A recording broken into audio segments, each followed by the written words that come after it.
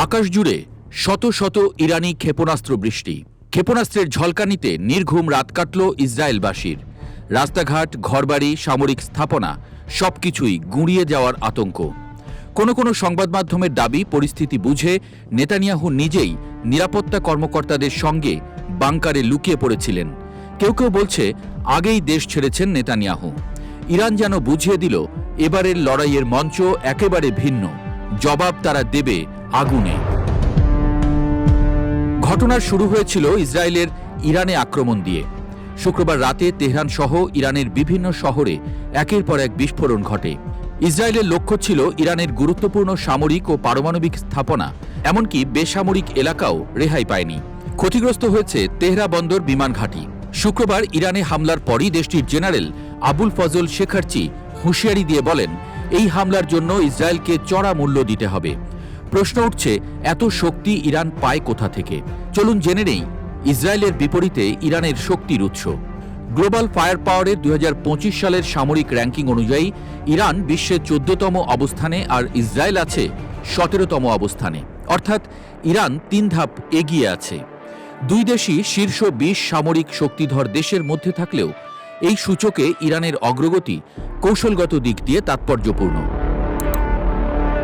2024 সালের অক্টোবরে আপডেট হওয়া এক প্রতিবেদনে বিবিসি জানায়, সৈন্য সংখ্যার বিচারে ইরান ইসরায়েলের চেয়ে এগিয়ে।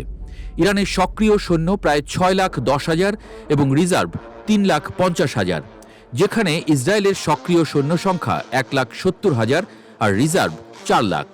এই জনবল ইরানকে স্থলযুদ্ধ ও আঞ্চলিক প্রতিরোধে বড় সুবিধা দেবে। ট্যাঙ্ক ও সাঁজোয়াজানের দিক থেকেও ইরান বেশ এগিয়ে। ইরানের ট্যাঙ্ক সংখ্যা প্রায় 1,996, যেখানে ইসরায়েলের ট্যাঙ্ক আছে 1,370টি। সাঁজোয়াজানেও ইরান এগিয়ে, 65,700-র বেশি, যেখানে ইসরায়েলের আছে 43,400। আর্টিলারি ও MLRS এর সংখ্যায়ও ইরান ইসরায়েলকে ছাড়িয়ে গেছে। নৌবাহিনী ও সাবমেরিনের দিকেও ইরান প্রভাবশালী।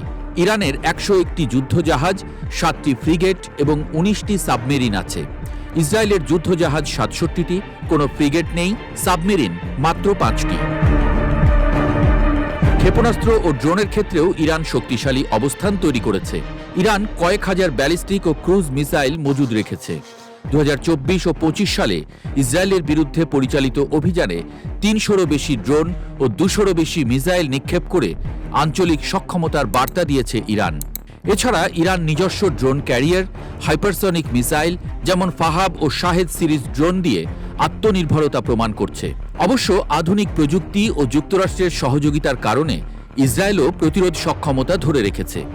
আয়রন ডোম, অ্যারো এবং ডেভিড স্লিংয়ের মতো ডিফেন্স সিস্টেম অনেক আঘাত প্রতিহত করেছে। তবে রেঞ্জ, পরিমাণ ও ভূকৌশলিক সক্ষমতায় ইরান বড়সড় অবস্থান তৈরি করে চলেছে। 2025 সালের জুন পর্যন্ত তথ্য বলছে, সামরিক শক্তির পরিসংখ্যানে ইরান ইসরায়েলের চেয়ে এগিয়ে রয়েছে, বিশেষ করে ক্ষেপণাস্ত্র মজুদ, ট্যাঙ্ক সংখ্যা, নৌবাহিনী ও সৈন্য সংখ্যার দিক থেকে। ইরানের বিশাল সংখ্যাগত ও কৌশলগত সমরশক্তি মধ্যপ্রাচ্যের সামরিক সমীকরণে নতুন ভারসাম্য তৈরি করছে। তবে পারমাণবিক অস্ত্রের মালিকানা ও প্রস্তুত অস্ত্রের ক্ষেত্রে স্পষ্টভাবে এগিয়ে ইসরায়েল।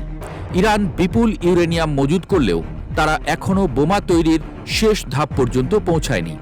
ইসরায়েল ইতোমধ্যে কার্যত পারমাণবিক শক্তি হিসেবে বিবেচিত, যার অস্ত্রাগার বহুদিনের গোপন কিন্তু বাস্তব এক মহাশক্তির প্রতীক। অর্থাৎ প্রযুক্তি, আধুনিক প্রতিরক্ষা ব্যবস্থা ও পারমাণবিক সক্ষমতায় ইসরায়েল এগিয়ে, কিন্তু সংখ্যাগত শক্তি, ক্ষেপণাস্ত্র আক্রমণ ক্ষমতা ও আঞ্চলিক প্রভাব বিস্তারে ইরান এখন বড় চ্যালেঞ্জ তৈরি করেছে।